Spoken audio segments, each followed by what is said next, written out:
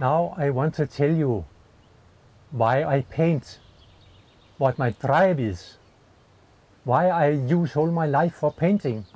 I could have done anything else. I could have been a good carpenter. I made my own studio. Now I will go up in my studio and tell you my story.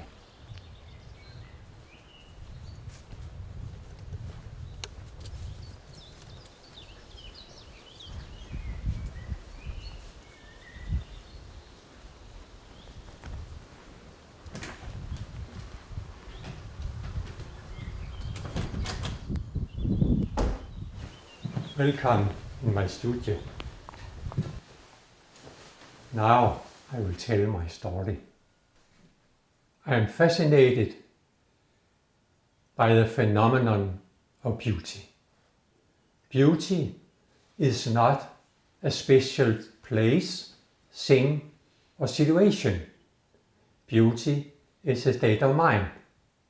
A state of mind where peace and joy are present at the same time, providing us with a sense of dignity and awe.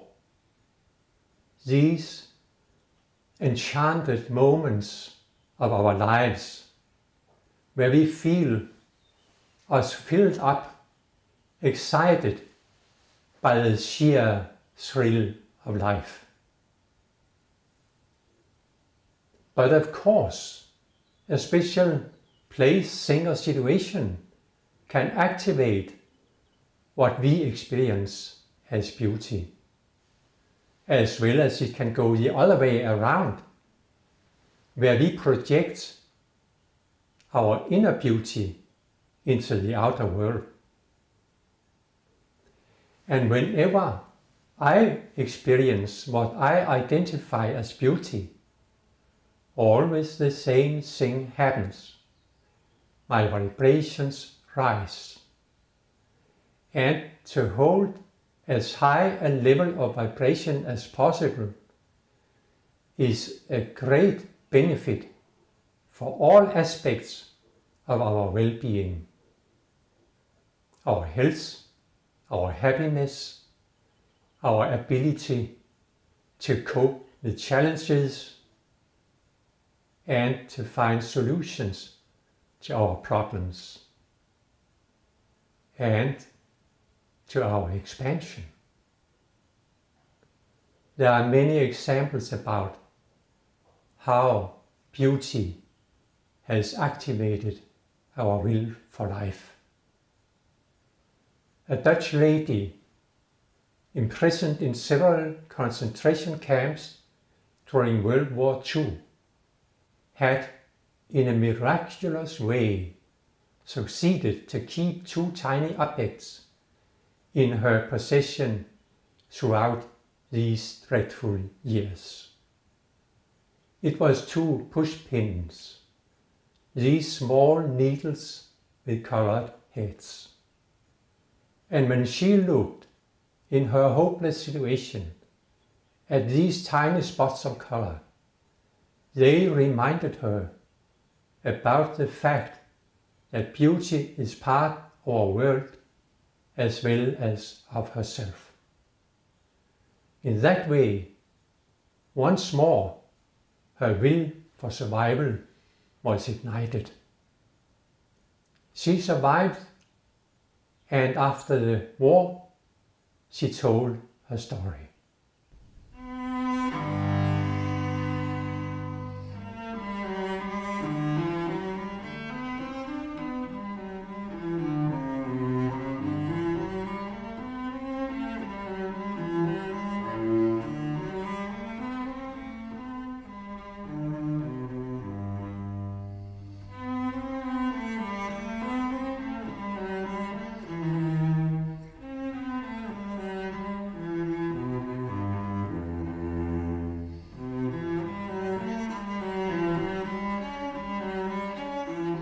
Many years ago, I had an eye disease, cataract. Cataract is today no big problem for the doctors. But in those days, far back when I had my operation, this operation was not 100% business. But in my situation, I was not very concerned about the operation itself. My concern was I was not able to see anything sharp. I not only saw double but threefold. When I moved around in the landscape with my bike, meeting a couple of cars, I saw 6 of them. That one up in the air, the other one out on the field, I could cancel. But which ones of the rest of the cars were the heavy ones, I was never quite sure. But still I painted. That last summer I painted desperately. I wouldn't give up my existence as a painter. I fighted for that. Like a wild tiger under attack. I was frustrated, desperate. My sight was almost like lip reading through a pane of raw glass. I never knew exactly where I was on my painting, but I fighted as well as I could. The summer passed by, autumn came, time for my operation. My operation was a marvelous success. Then I had to wait for a long time until the scar on my eye had healed up so far that I could get new spectacles. I got spectacles with a big, thick, heavy glass in front of my operated eye. Very excited and curious, I went home. Excited about how my paintings really were. When I saw them, some of them were more or less in a mess. I could cancel them. But among those paintings, there were beautiful ones. Especially one of them surpassed my wildest dream manifold. I was happy with that. I was surprised. How could it be?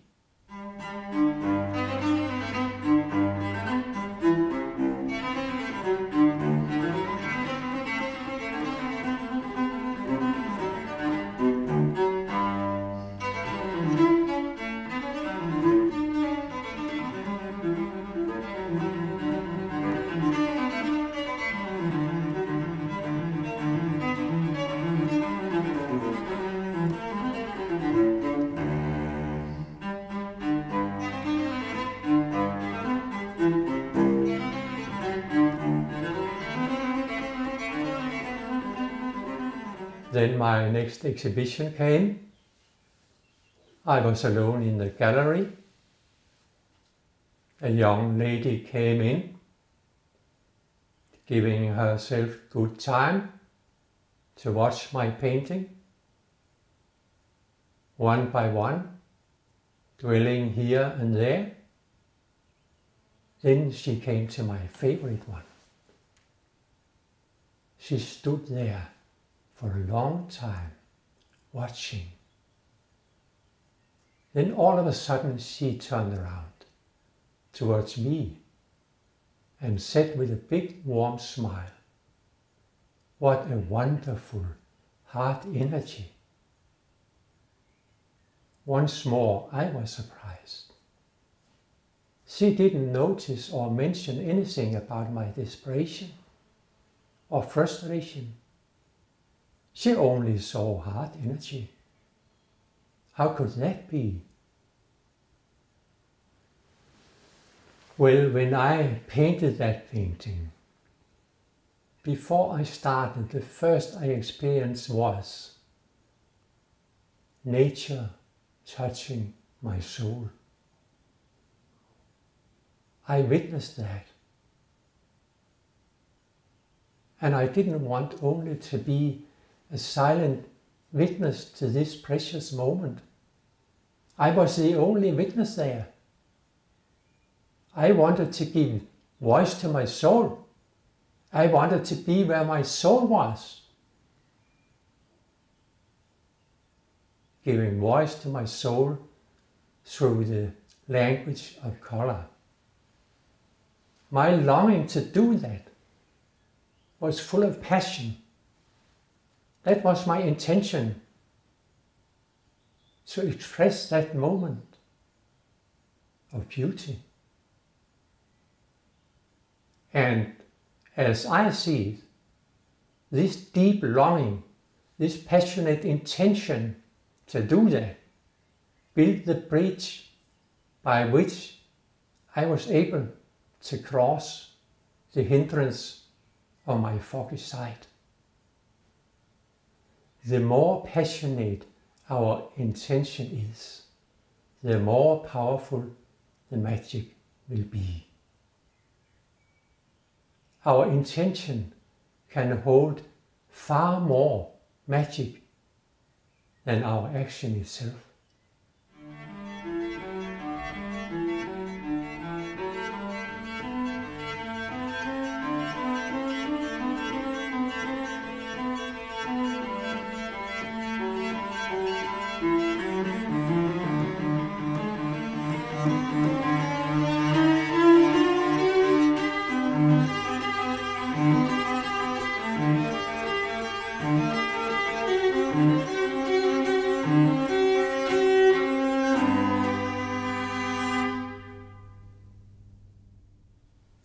Always to hold a very high level of vibration is not always an easy task.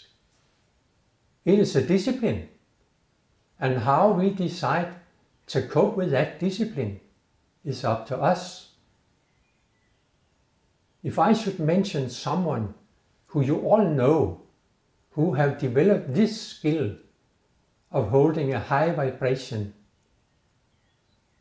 to a marvelous degree, I would mention Dalai Lama. A foreign nation occupied his homeland. He had to fly.